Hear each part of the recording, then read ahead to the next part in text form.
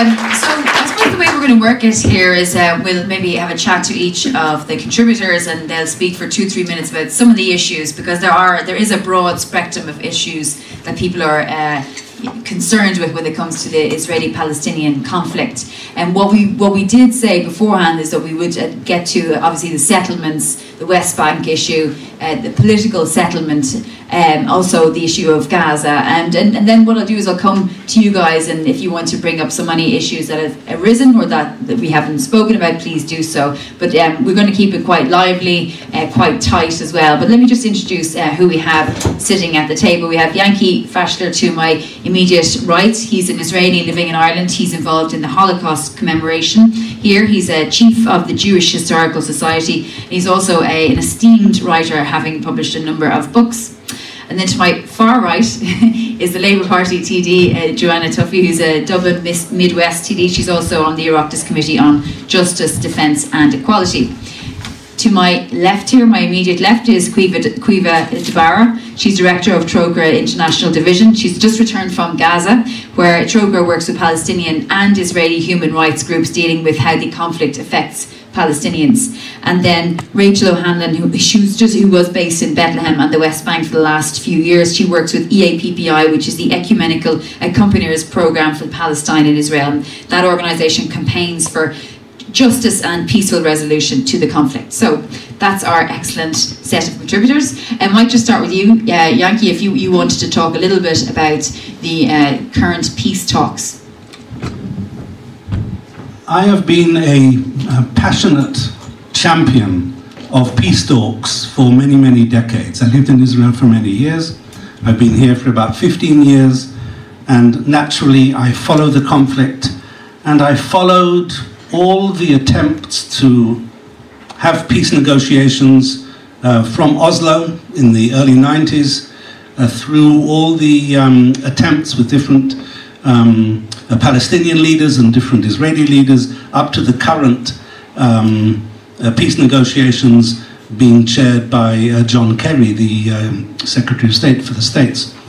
I think that probably, I'm guessing here, but I would imagine that most people do not know how much Israelis yearn for peace. Nobody that I know in Israel has ever wanted to see their child go off into the army. Everyone who goes to the army says, I hope I'm the last generation to do this. This is a very strong and very wide-held view, and it is very frustrating that there is no peace and that most of the negotiations conducted till now just haven't worked out. So I remain an optimist. I want there to be peace, and I believe that the peace negotiations are political negotiations. Like any other conflict, it's about politics. And I really believe that there is a possibility of peace, and that's the way to move forward. Thanks, Yanky. Caoimhe, I could just turn to you, because you just came back from Gaza, and maybe you'll tell us a little bit about the current situation there, because obviously politics very much at play in Gaza, negotiations not involving Hamas, unfortunately, but them being a prominent part of the conflict nonetheless. Certainly. So good evening, everybody. It's very, very nice to be here this evening. Thanks to Comhlamh for the invitation. As Shona said, I was in Gaza a couple of weeks ago. It was my first visit to Palestine, the occupied Palestinian territories. And I suppose while I don't have the level of expertise of the other members of the panel, what I do have is the benefit of the impact being so fresh, so recent, and having been there for the first time. I guess that impact is probably, that's when it hits you at its deepest. Trócaire is an organisation that works on human rights. We have a strong justice mandate handed down to us by the Bishops of Ireland when we were founded 40 years ago. We first started our work in Palestine in 2002 in response to the humanitarian emergency unfolding, but it was very evident that this was really a justice issue and a political issue. Trócaire doesn't take sides in the conflict. We work for just peace. We work with local partners, Israeli NGOs and Palestinian NGOs, who document and monitor human rights violations. But what is clearly evident is that the violations are disproportionately carried out on the Israeli side by the State of Israel and its agents, and that's not in any way to undermine the violations that are perpetrated indiscriminately against Israeli citizens. So Trócaire's interest is in trying to contribute to a just peace, both by engaging with Israeli NGOs and supporting Palestinian NGOs in the documentation of abuses so that evidence is clear and uncontrovertible that the impact of this crisis is so evident.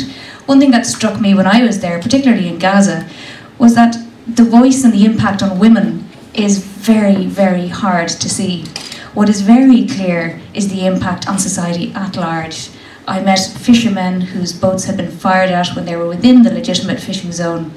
I met families in Hebron, families in the West Bank whose homes had been destroyed, whose tents had been destroyed, tents ironically given to them by aid agencies, destroyed time and time again. But what is really evident to me is that this is long-term and very, very destructive both for the Israeli citizenry and for the citizens of Palestine. So for Trócaire, our contribution to a just peace is working to try and leverage the voice of our partners and amplify it. We work on a settlement campaign for settlement goods, arguing that occupied territories, under international law, it is illegal to profit from engaging in business in occupied territories unless that profit is directly for the benefit of the communities in the territories. So we're working on that as a campaign issue, which we believe is something that highlights a lot of the injustices that are being perpetrated in the settlements.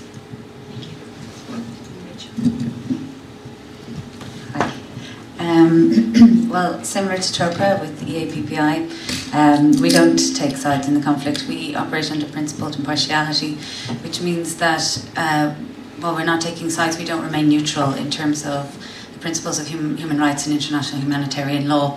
So our role really there is to live under sort of the occupation and witness and experience the struggle of Palestinian communities living under the occupation for a 3-month period. So I was based in Bethlehem, and our role on a daily basis would be to monitor the checkpoints, to accompany and provide protective presence to individuals and communities at risk. It would include villages who were subject to attacks from settlements, or their property subject to attack from settlements. Also, we accompany school children who on a daily basis might have military in the area of the schools. The same again, a really big issue that came up for me while we were there was the issue of child detention, whereby the Israeli military in increasing numbers are taking children as young as 7 to the age of 17 into detention without legal guardians or any sort of legal representation. Our role then is really to liaise with, again, Israeli and Palestinian organisations and try to raise awareness of the issues and to give a voice basically to people living in the occupied territories, because they really feel that their voice isn't being heard and that the situation on the ground isn't getting out to the international community. And we really campaign for a just peace and an end to the occupation through the implementation of UN resolutions and humanitarian law. Okay. Well, I think I'm pretty sure the reason I was asked to take part in this debate is because I would be one of the few politicians who would have been vocal in this debate, but would have been more sympathetic than most to the Israeli point of view, and like I would be on record as being opposed to boycott of Israeli goods and services and culture and so on. And you know, I was on the European Affairs Committee a few years back, and that was at the time of the invasion into Gaza, and when we were discussing a motion which was condemning that, like, I suppose I would have tried to make sure that there was an expression, as well as, you know, in terms of, I suppose, the outrage of the act, but also to express that there was an Israeli point of view in it as well, and just to, you know, I suppose to make sure that the motion was more nuanced. And I suppose what I would say to you is, I suppose what's important to me, because there's an element where, you know, when a debate like this takes place, and when I was asked, I would have thought twice, you know, but I do feel, I've always felt that the debate in Ireland of late is very, very polarised, and that people then as a result get pigeonholed in the debate. And in fact, like, I would be very critical of Israel. I don't agree with many of their actions. And, you know, at the same time, I suppose, like Yanky, out of the view that it is a conflict with two sides, and that the way to resolve it is through a peace process. And I would feel that in Ireland, we're obviously a neutral country, and I would feel that our role should be as an honest broker, and that we should engage with both sides, and we should criticise where criticism is due, and we should give credit where credit is due as well. And, you know, like, I think I visited Israel as part of a group from the Oireachtas a few years ago. Previously, the committee I was on had visited Gaza and the West Bank and Israel, and if I could have gone on that trip, I would have, but there wasn't enough places, and Michael D. Higgins went, and I think Michael D. Higgins and Joe Costello were the two Labour people on that particular trip, so there would be a limit to how many people would go. So it's not like I wouldn't have gone to Gaza and the West Bank if I got the opportunity. I would, and I still would, but I went to Israel because I do believe that, you know, we should engage with Israel, and we went from the point of view of developing trade links, and we brought Irish business people with us, and it was, you know, it was a very good visit. And when I was there, you are very aware that I suppose the security in Israel that they have right now is bought at the expense of the Palestinians. I was aware of that when I was there. You do sense that. And at the same time, like, Israel is a place where there is a threat to its existence. I think I'm probably older than most people in the audience. I come from an earlier generation, and I think at the time the debate was a little bit different in Ireland to the way it is now, possibly because the conflict has gone on so long at this stage, and it was closer at the time to things like, you know, World War II, the Holocaust, the establishment of Israel. I think, you know, I'm a product of my own upbringing. I always had, you know, I always felt sympathetic to Israel and its plight, and I understand that it does have that threat to it, you know, that has a lot of the reason as regards its actions, and terrible things have been done on the Palestinian side as well, and, you know, terrible things have been done, terrible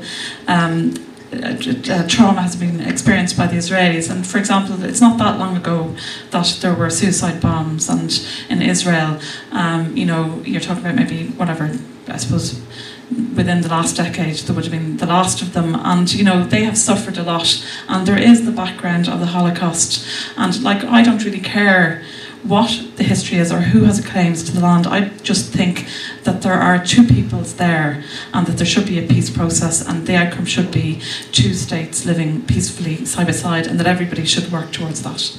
Thanks very much, Joanna. So I think there's so many issues there, but I might just turn to you, Yanky.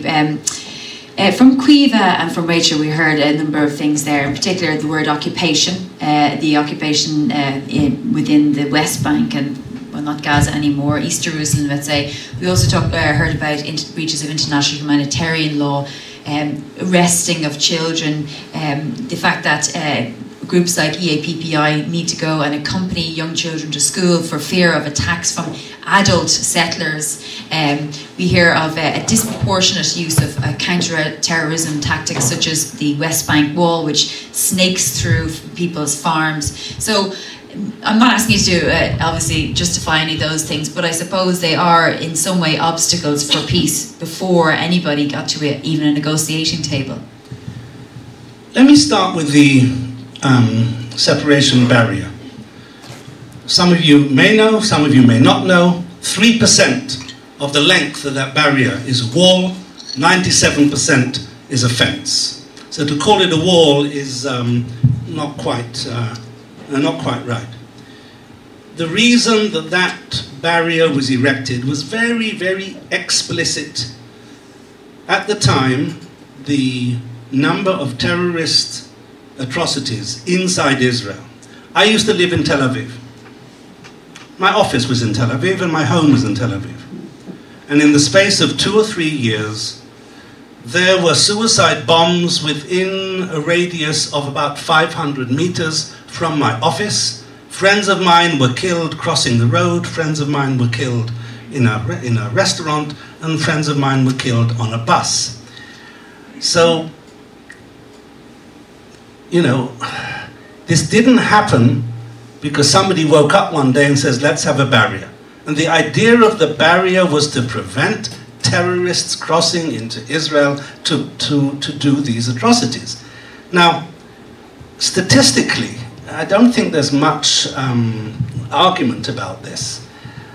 The number of people who've died from terrorist attacks, and when I say terrorist attacks, I'm only referring to civilian terrorist attacks. The number of people went down from about 500 to dozens in the space of a couple of years after the barrier was erected. So it wasn't someone's idea of fun.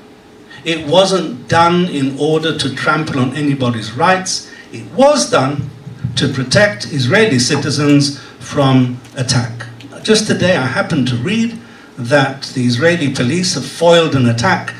A young guy from East Jerusalem who worked in a wedding hall in West Jerusalem thought that that would be a very good target. So he got together with some mates and they planned to go dressed as Hasidic Jews and go and join a wedding, and then with submachine guns try and murder as many people as they could. So this is an isolated incident, but it is not the only incident. And that's the sort of thing that Israel is trying to grapple with.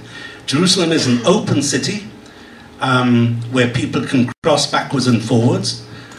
And so it's difficult to live with that constant threat. And that was what the barrier was there to do.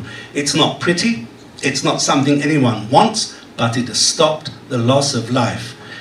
And that's sort of, if you're looking at an Israeli perspective and you're wondering about how you're going to survive in that country, defending citizens from that sort of attack has to be a very high priority. Well, I suppose even though there is plenty of opinions about the settlement, and absolutely you're right, after when it started being built in around 2002, 2003, the number of suicide bombs has stopped. But the criticism of the wall isn't the wall per se, it's the proportionality, because it affects the lives of thousands of Palestinian people, and it's tantamount, people would argue, to collective punishment. So essentially what the people who Rachel is looking after are ordinary farmers, ordinary shop workers who may work in Jerusalem and need to get from the Bethlehem to Jerusalem, but we stopped at a checkpoint for 5, 6, 7, 8, 10 hours at the behest of an Israeli guard who will or will not let them out, and essentially they end up losing their jobs in Jerusalem because they can't be reliable. So it's the proportionate response really impacts on civilians, and so it's not targeting necessarily the terrorist groups. I don't know how one can easily distinguish, so that you've got to be alert. I'm not here to defend the checkpoints. I'm not here to say that the work that human rights organizations are doing is misplaced or is wrong. I don't think that. I think they're doing an important job. But I think that the picture that is being painted in the media and by some of the spokespeople for these organizations is very, very slanted. There is a problem of two peoples trying to live together in the same area. We talk about peace negotiations. 90% of the land that is going to be divided actually is being decided. There's no real difference between the Palestinian and the Israeli sides on most of the land swaps that are going to happen, and they will happen. The problem is, if you like, the last mile, and I think it is very difficult, probably for Israeli politicians and almost certainly for Palestinian politicians, to be seen to be compromising in a place where we absolutely need compromise. Rachel, Yanky has made a very important point. If you were an Israeli and you suffered during the Second Intifada and you saw people being killed by suicide bombings in Jerusalem, I've come under mortar fire in Sderot, in Ashkelon, in parts of Israel so many times, and it is frightening. And if I was an Israeli, I would say, build a wall, I need to protect myself and my family. Yeah, of course, and nobody condones the violence perpetrated by the Palestinians against the Israelis, nor the suicide bombings. The main problem that we would have, one of the main problems that we would have with the wall is that if it is really for security, then it should have been built within Israeli territory or along the Green Line, which it is not. And now the wall, I think, is, I don't know, nearly 3/4 is coming into Palestinian territories. So basically what it's creating is enclaves where Palestinian communities are cut off from other communities, they're cut off from their places of work, they have no access to health, often to education, because of the shape that the wall is taking and the route that the wall is taking. A lot of people are, you're claiming for Israeli security, but what it really looks like as facts on the ground in terms of settlement expansion is that the wall is taking the route so that it will protect the area of settlements and future settlements. The other issue is that I know that there has been a decrease in suicide bombings, and a lot of that maybe does come from the construction of the wall, but there are other reasons for that, because there are many areas still along the border that you have holes in the wall, or that people, illegal workers, thousands of Palestinians are getting into Israel every day to work illegally because they can't obtain permits. If a suicide bomber really wanted to come through, it would be possible. The other question is that, there's a lot of people who are living in the steam zone, which is on the Israeli side of the wall. So you have thousands of Palestinians also living on this side of the wall, and the attacks aren't, major anymore. There's areas now that I was working in, say the Comhlamh Valley, where there's a court case at the moment being decided, and this is what they're trying to build the wall to cut through a valley which connects, it's a monastery and a convent and schools, and there is no security justification for building the wall through that area. It is clearly for the expansion of the settlement and the protection of the settlement. So while we would never condone the attacks, and we understand that there is a risk, a security threat, the route that the wall takes does not, condone that. Do you want to come back to that really briefly, Yanky? Again, the wall, the barrier, it is not a wall. Let's not get into semantics. No, I think, you know something, when people say wall, they think of the Berlin Wall, and they think of the peace walls. The word size of the Berlin Wall. No, hang on a second. But most of the length of that barrier is fence. And to call it a wall is to make a political statement that simply isn't true. It's just propaganda. So I will call it a barrier because that's what it is. But it's the function, not the form of the barrier that's important. I said just before that there's actually, and this is no big secret, broad agreement between the Palestinian Authority and the Israelis about what to do with most of the settlement blocks. It is no big secret that most of the main blocks of settlements will be incorporated into Israel in exchange for other land swaps. So where the barrier was built in itself was never going to be a political statement, and it was always going to be negotiable. And we know that if there have been court cases where the Israeli High Court says, no, you can't build the barrier there. And so it was dismantled and moved. So again, I just think that discussing whether there should or shouldn't be a barrier, I can promise you that from inside Israel, the palpable loss of life, most Israelis of all political credos, left or right, would probably say, well, the barrier has saved lives.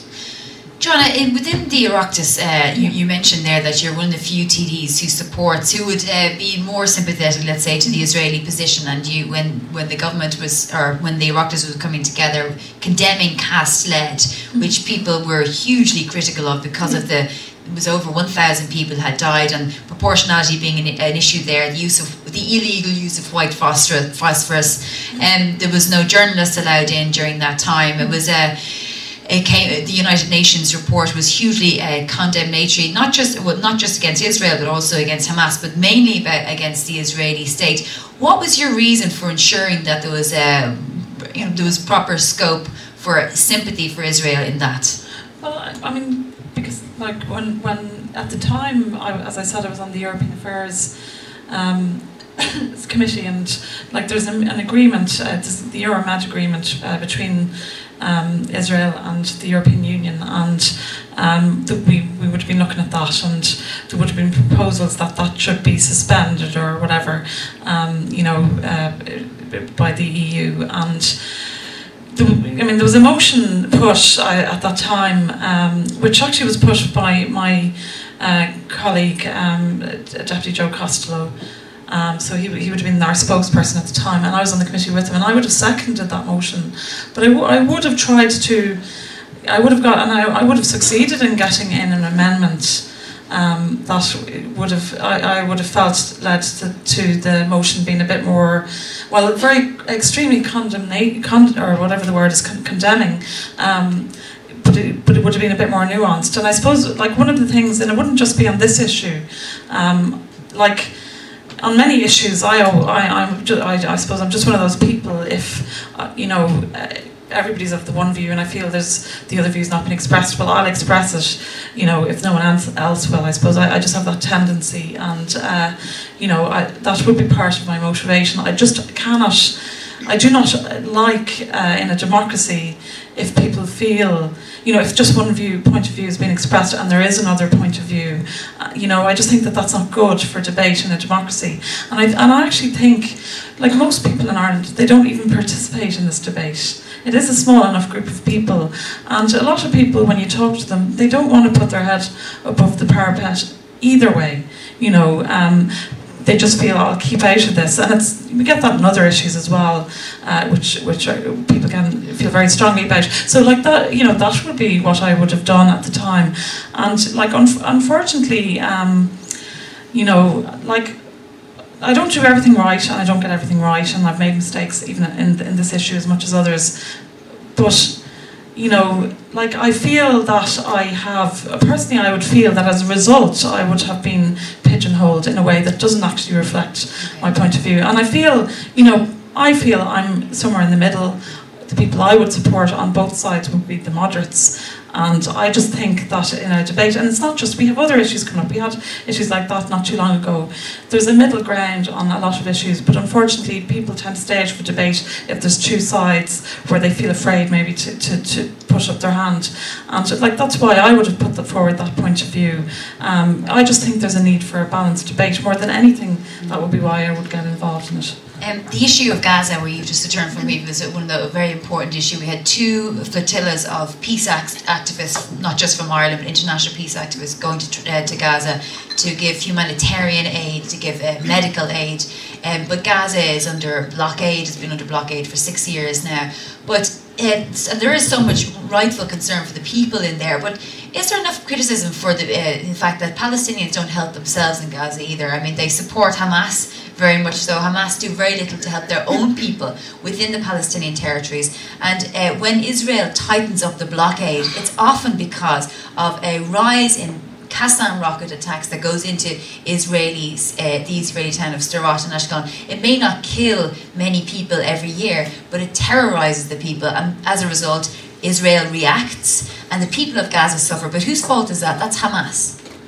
I mean, this is something that doesn't come to light possibly often enough, but Hamas and the Palestinian Authority as well also need to be held to account for the violations of human rights that happen in areas and parts of the regime that are under their control. And in fact, what we would have seen, what our partners would have reported to us on, is that in Gaza, under Hamas, that the situation in terms of human rights has deteriorated drastically. So prisoners' rights in Gaza are appalling, shockingly. Prisoners are treated shockingly. I mentioned women earlier. I think women have suffered very much in Gaza under the blockade. This is not just due to Hamas. I mean, there is a compound situation here where you have the blockade, which creates a boiling pot. I mean, if you can imagine, this room probably has, I'm not sure, but maybe 20 or 30 young men under 40. And if you can imagine that you weren't able to leave Dublin, and if you can imagine that your elderly mother or father wasn't able to leave Gaza to get medical treatment, 5,000 people over the course of last year who needed medical treatment weren't able to exit from Gaza. People who do exit often find it difficult to get back in. So colleagues of ours in a local NGO were trying to get back in through Egypt. And life is made extremely difficult, and this results in a very, very tense atmosphere. Hamas does not help. Hamas is perpetrating human rights violations consistently. Partners of ours are working to document those violations in order that they can also be held to account. So yes, there is more than one player at fault here. I entirely agree. All sides need to be held to account in this. I do think, maybe just to come back to the question of proportionality, that to me it's a question of power and control. So for example, on the seafront in Gaza, where I was just 2 or 3 weeks ago, I was meeting with a group of fishermen, and their boats are there. Their boats are small wooden boats. These are not powerful boats that could move very fast. If there was a gunboat approaching them, that they could, they could go back into shore. These were ordinary fishermen trying to make a living, and they were being fired upon, live fire from Israeli gunboats, when they weren't violating any laws.